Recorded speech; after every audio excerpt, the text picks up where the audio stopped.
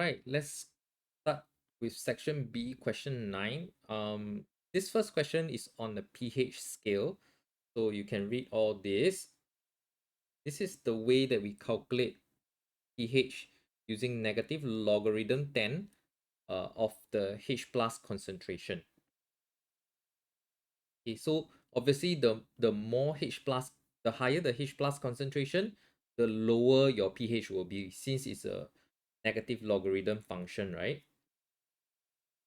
A universal indicator, they also give you the color, the pH range which is change color, and basically the colors in the lower and upper pH range. Okay, so for example, Timer blue, right? If you have the pH between 2.8 to 8, the color is yellow. If it's below 1.2, it is going to be red. Okay, above 9.6 is going to be blue.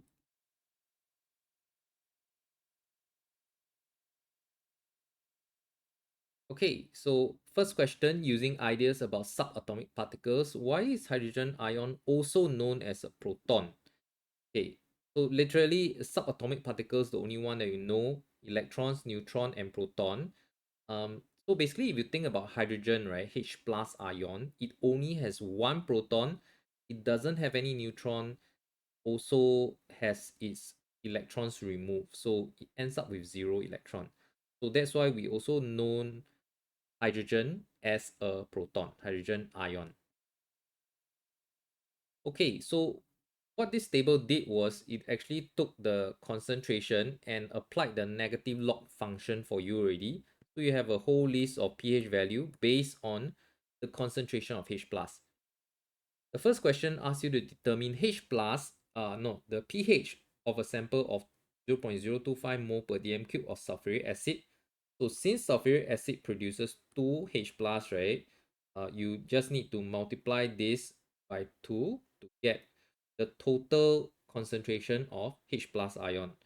Okay, so if you have the total concentration is 0.05, your pH value should be 1.3. Okay, part 2 says a student claims that the pH value is inversely proportional to concentration of H plus ions. By means of a calculation, determine if the student's claim is true or false. Okay, so this is basically what the student claims, right? Because they say pH is inversely proportional to concentration of H plus. Okay, so we're gonna let this directly proportional sign go and become your constant k. So we're just going to calculate k.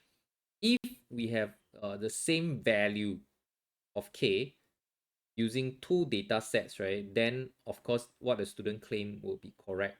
But as you can see, right, we use do the calculation for all four of the data set. None of the k are actually the same.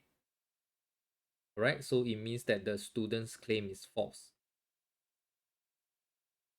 Okay, part C, they say using relevant information, explain why a pH 3 will turn the universal indicator orange. Okay, so at pH 3, timer blue is yellow, methyl red is red. Okay, bromotimer blue is yellow, and naphthalene is colorless. So with all of these color combined together, right, it actually makes it orange.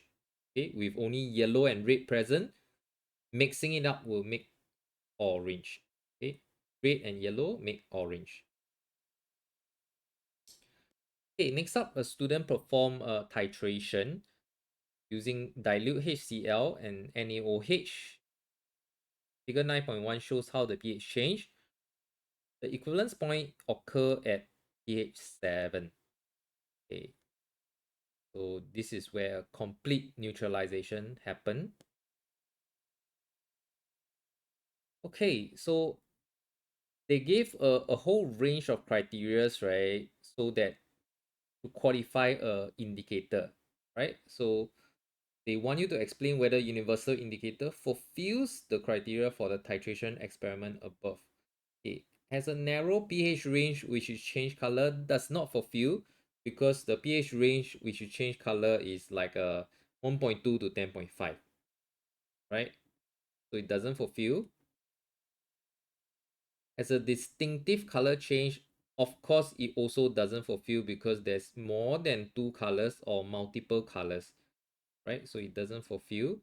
Changes color only once, it doesn't fulfill because it changes multiple times. The pH range fall within the definite step. No, it also does not fulfill because the range is too big.